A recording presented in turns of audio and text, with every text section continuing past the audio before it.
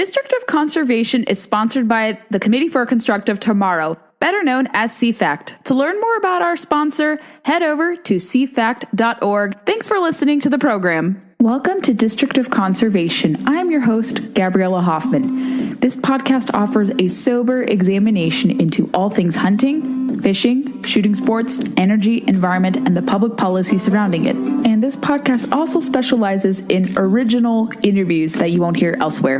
Here's what I have for you today. I hope you had a marvelous Thanksgiving wherever you are listening from. Today is a special Friday broadcast of the program since this has a tie-in to Thanksgiving indirectly. I'm specifically referring to the announcement that came a day before Thanksgiving from the Department of Interior about America First pricing and some other changes that are going into effect on January 1st of next year, and why we shouldn't be panicking. I'll do my best to kind of whittle down the details away from some of the alarmist interpretations of this announcement because people like to react in a contrarian fashion to an administration they don't like politically. And listeners know that I generally like a lot of the policies that come from the admin. There's only a couple disagreements I've had so far with their posture, but I generally like their energy and conservation agenda. This shouldn't be controversial given the inklings and the gestures the admin has been making as early as the summer when they announced their Make America Beautiful Commission. This was a proposal. This doesn't come out of thin air. And even further back, this is a proposal from PERC, a free market environmental organization. More into that. We touched on this earlier this summer. But let's revisit all of this, deconstruct this, and showcase to you all why this is not a bad idea. It's not going to affect your park experience if you're an American. And even if you're a foreign or international visitor, this will not make it difficult for you to access the park, especially if you're already spending a lot of money in our country. This is a small expense. With respect to the surcharges, I'm going to go into detail. From the official press release dated November 25th, 2025, Department of Interior announces modernized, more affordable national park access. And this is not just for national parks, by the way. This is for interagency access across America's 640 million public land acres, largely lands that are managed by DOI, but also a little bit into the Forest Service. That will be discussed momentarily. So here's what the official press release says. Here's a snippet. Most significant modernization of national park access in decades. That's what they're billing this as. Delivering new digital America the Beautiful passes, updated annual pass artwork, expanded motorcycle access, and a new resident-focused fee structure that puts American families first. As I mentioned earlier, these improvements, according to the agency, will go into effect January 1st of next year, reflecting President Donald J. Trump's commitment to making national parks more accessible, affordable, and more efficient for the American people. So, the America the Beautiful Pass, this is the contention point. They're still going to remain $80 annually per person. This also includes annual, military, senior, fourth grade, and access will be available in fully digital format on recreation.gov. So anytime you purchase an America the Beautiful Pass, you pay $80 for an individual if you're American. What has stoked a lot of fire is one thing here with respect to the surcharge hike or the fee hike as it relates to the America Beautiful Pass. For international visitors starting January 1st, it'll go up to $250 per individual for the year. It's still a bargain price, all things considered, to access 430 plus sites across NPS, Fish and Wildlife Service, Bureau of Reclamation, Forest Service, and a couple other related agencies. Here is Secretary Burgum's justification for it. President Trump's leadership always puts American families first. These policies ensure that U.S. taxpayers who already support the national park system continue to enjoy affordable access while international visitors contribute their fair share to maintaining and improving our parks for future generations. And so among the increased fees for international visitors, I mentioned 4 other proposals. If you want to examine those for yourself, nothing really sticks out as controversial to that, even beyond this fee that is going to be added to international visitors. But that's not the only change to this. There's also going to be a $100 surcharge to non-resident visitors at about 11 popular national parks of the 63 official national parks in the U.S. These are the most popular. These are among those that receive a lot of visitors from abroad, and they include Acadia, Bryce Canyon, Everglades, Glacier, Grand Canyon, Grand Teton, Rocky Mountain, Sequoia and Kings Canyon, Yellowstone, Yosemite, and Zion. There actually is a serious, and this is a serious proposal, but the greater overarching thing to take away from this is meant to help with deferred maintenance backlog, which has ballooned to $23 billion. It went up $8 billion under the Biden-Harris administration. This is one way, without incurring more fees on Americans, to extract more revenue from visitors. Because right now, if you visit an American national park, international visitors pay the exact same rate as American visitors, which makes no sense. I'm going to explain a little later in the episode that other countries actually employ their country first fee structure as well, and they charge international visitors, including Americans, a lot more to visit the parks, but in the grand scheme of things, it does not make the overall park experience more unaffordable. More on that shortly. But the 2 points of contention from people for this story, their reaction to this story, is the fact that the America the Beautiful Pass, which includes access to over 400 MPS sites and dozens of other properties managed under BLM, Fish and Wildlife Service, Forest Service, and the like. And this surcharge that'll be added to international visitors at those 10, 11 visited national parks, especially those that are frequented by international visitors, the aforementioned 11 ones I just talked about. These fees are going to largely stay at the national park system, and 80% of the fees that are collected at these very popular destinations, these popular 11 national parks, are going to help maintain roads, rebuild infrastructure, and support the parks. Like, this is one of the best government managed programs you can think of. It's very popular across partisan lines, the MPS, and there has been a consensus that this deferred maintenance backlog is a problem, and instead of raising taxes on regular citizens, which would be a stupid idea, nobody likes a tax hike. This is not a tax hike. But where there are gaps in funding comes from international visitors. And this is not to say that all international visitors are disrespectful of the parks.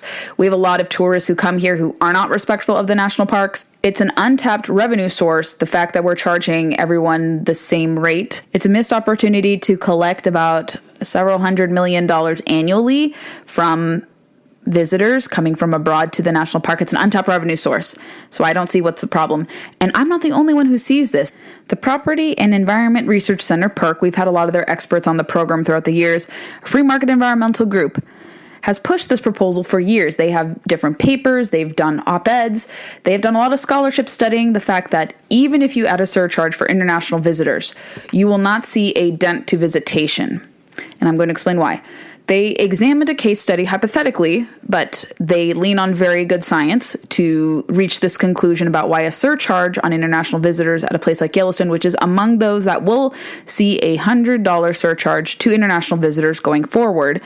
They found that Yellowstone, which is currently facing a $1.5 billion deferred maintenance backlog, if they added a $100 surcharge to international visitors, it would lead to an additional $55 million annually, or 5 times the current revenue generated by non-residents. In this hypothetical scenario, what would be the impact to visitation by international visitors? Is it going to deter them? Is it going to lead them to not come to the U.S.? Are we seeing the significant decrease in visitors from abroad? Yes, there is a little bit of a downtick in visitation, but I meet people from abroad all the time who come here regardless of who's in power. In fact, a lot of them do like what's happening with the Trump administration. Some may not, some do, but I still think people are coming to the U.S. even under the Trump administration. So we'll see how that plays out, but that's very irrelevant to this discussion here. But they're saying, well, this is going to deter people from visiting the United States further. But national parks are not the number one visited attraction by international visitors to the U.S. There are other attractions that they first seek out, and they also often go to national parks in addition to these other attractions too. PERC found in their hypothetical estimation what would be the overall impact to visitation to Yellowstone National Park, for instance. Quote, a 10% increase in entrance fees would reduce visitation by just 0.2%, with international and high-income visitors being least sensitive to fee increases. They've already poll tested this, they've already examined this, and if this is widely adopted and replicated, I think the science will reveal that this will have a very little impact, negative impact, adverse impact on visitation. Is the United States the only country in the world to adopt fee structure changes depending upon if it's residents or non-residents? No, we're not actually the first country to employ this or to adopt this policy. Several other countries, boasting very popular visited national parks, are also employing the same thing. I'm going to point to 2 examples. One being Torres del Paine National Park in Chile, What it currently does now is it charges $55 for non-residents and $16 for residents across, I believe, 5 days, up to a year, I think at least for a minimum 5-day visit. Very affordable. Galapagos National Park in Ecuador charges non-residents $200 to visit the famed spot where you can see the Galapagos turtles that Charles Darwin had studied. What you can anecdotally and scientifically observe from these fee increases where they adopt this price structure, country first price structure, and other fee structure for non-residents, it hasn't stifled attendance at these very popular national parks. And I think we're going to see more national parks do this because they see how valuable it is for conservation efforts, especially in developing countries. So this didn't come from the United States, and we can import interesting ideas from other countries and still be the shining city on a hill and a world leader. I'm 100% certain that people in the admin were consulting PERC for this very design and the surcharge. This comes word for word from their proposals, their surveys, their studies, their op-eds. It's a very trustworthy group. Even some environmentalists and conservationists on the left work with PERC. This outrage, in essence, is ridiculous, especially with the fact that it comes from PERC. It's just a template and a model that the Trump administration adopted. And again, there's always a visceral negative reaction, oftentimes to administration that certain people, especially preservationists, do not like. This is why you're seeing this and why people are jumping on this without reading the fine line and fine details. I also want to mention that visitation to the national parks is increasing gradually and steadily. We will see if this will affect attendance next year, but in the most recent data that was published in September of this year, there was the highest visitation levels to the national parks ever recorded, believe it or not, with a historic 332 million recreation visits recorded in 2024. This is overall up from 2016, when then the record-breaking 330 million recreation visits were documented. And this increase from park visitation from 2023 to 2024, I believe it was close to a 7% increase from 2023 to 2024. So people are going to the parks willingly.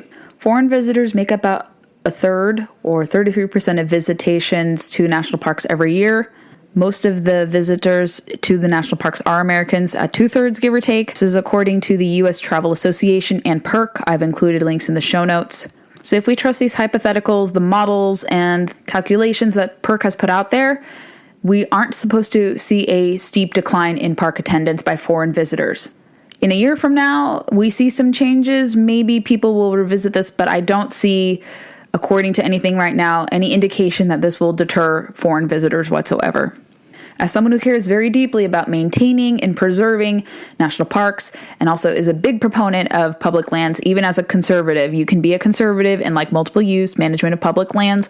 This show exists for that very reason. I've even disagreed with some of my fellow conservatives about selling public lands. I don't think at this time or at all is it appropriate to do that. I think there's value, and selling everything is the other extreme to extreme preservation or locking off of all lands. I take the middle road approach. I want things to be done in a practical manner.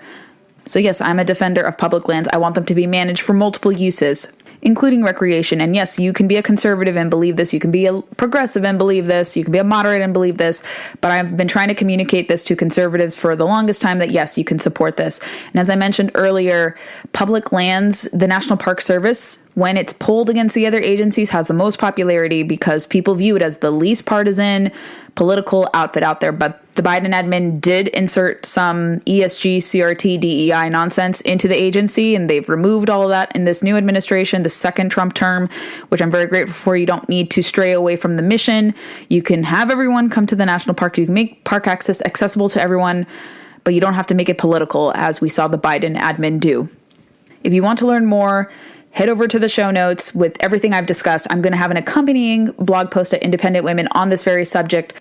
We're doing in this episode now while it's still red hot as a topic before next week, because something else could turn out in the news. But this is my impromptu response to this news story, why I don't think it's controversial, and why you have to read between the lines, dig deeper, go below surface to actually understand what is happening in that your American prices are not going to be affected. This is not going to lead to an increase in American prices for residents whatsoever. And even the international visitors will say an additional $100 at 11 national parks is really not going to break my budget. I'm already here paying for hotel, lodging, and this is just another thing, and it's going to go back to conservation. I'm not worried about this. I feel confident about this proposal. It's inspired by PERC. You shouldn't be nervous about this. It's not going to affect you as an American visitor. And even as a foreign visitor, please do not listen to some of these alarmist voices. You're still welcome to come to the parks. We want your money. We want you to help support conservation. We just need you to chip in a little bit more. And that's okay, because you expect the same of us when we come to visit your countries. If you enjoyed this installment of District of Conservation, I would love to know your feedback. Send it my way. Please be sure to leave us reviews on Apple, Spotify, or wherever podcasts are played, and also check us out on Facebook, Instagram, and Twitter to never miss a beat nor a guest announcement. Thanks so much for listening to District of Conservation. I hope you have a wonderful day, and please share the podcast to those who may be interested in learning more about these critical natural resources, environment, energy issues.